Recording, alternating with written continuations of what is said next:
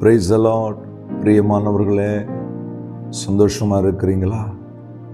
என்ன பாஸ்டர் ஒவ்வொரு நாளும் எங்களை பார்த்து சந்தோஷமாக இருக்கீங்களான்னு கேட்குறீங்க.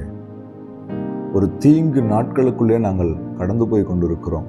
சத்துரு எங்களுக்கு விரோதமாய் போராடுகிறான், மனிதர்களை எழுப்பி போராடுகிறான், வேலை ஸ்தலத்தில் ஒரு போராட்டம், எங்களை சுற்றி எல்லா இடத்திலும் தீமையான காரியங்கள் நடந்து கொண்டிருக்கிறது பார்த்து நாங்கள் வேதனையோடு இருக்கும் பொழுது இங்கே சந்தோஷமாக இருக்கிறீங்களான்னு கேட்குறீங்களே. இன்றைக்கு ஒரு வார்த்தையை கொண்டு உங்களை கர்த்தர் சந்தோஷப்படுத்த போகிறார். ஒரு வாக்குத்தத்த வார்த்தை. செப்பனியா 3ஆம் அதிகாரம் 15ஆம் வசனம். கர்த்தர் உன் ஆக்கினைகளை அகற்றி உன் சத்துருக்களை விலக்கினார். இஸ்ரவேலின் ராஜாவாகிய கர்த்தர் உன் நடுவில் இருக்கிறார், இனி தீங்கை காணாதிருப்பார். எவ்வளவு பெரிய வாக்குத்தத்தை! இனி நீ தீங்கை காணாதிருப்பாய். உன் சத்துருக்களை கர்த்தர் உன்னை விட்டு விலக்கி போட்டார், அவர் உன் நடுவில் இருக்கிறார். இந்த வாக்குத்தத்தை நீங்க பிடித்து கொண்டு ஜெபம் பண்ணுங்க. நீர் என் நடுவில் இருக்கிறேன். உங்களுக்கு விரோதமா சத்துருக்கள் எழும்புறாங்களா? உங்கள் வேலையில இந்த வேலையில நீ எப்படி இருந்துருவோ பார்க்கலான்னு சொல்லிட்டு சவால் விடுறாங்களா? இங்க நீ ஊழியத்தை எப்படி செஞ்சிடலாம் பார்க்கலான்னு சவால் விடுறாங்களா? உன் உறவுகள் மத்தியிலேயே உனக்கு பகைஞர் உருவாகி இருக்கிறாங்களா? நம்பினவர்கள் உங்களுக்கு எதிராக எழும்பி நிற்கிறாங்களா?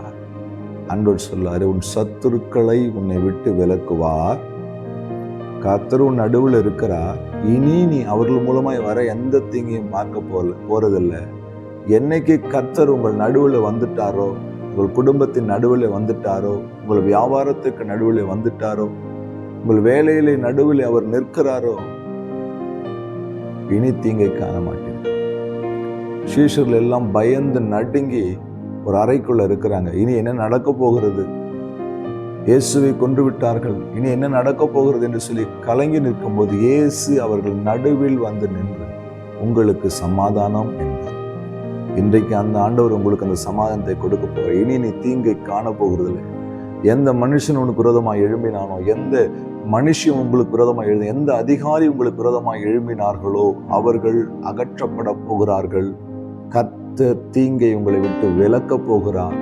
ஒரு சமாதானத்தை பெற்றுக்கொள்ள போறீங்க. கர்த்தர் உங்களுக்காக யுத்தம் செய்வார். கவலையப்படாதீங்க. ஜெயத்தை கொடுக்கிற தேவன் நம் நடுவில் இருக்கிறார். இனி தீங்கை நாம் காணப்போகிறதில்லை. ஜெயம் கர்த்தரிடத்திலிருந்து வரும். ஜெபம் பண்ணலாமா?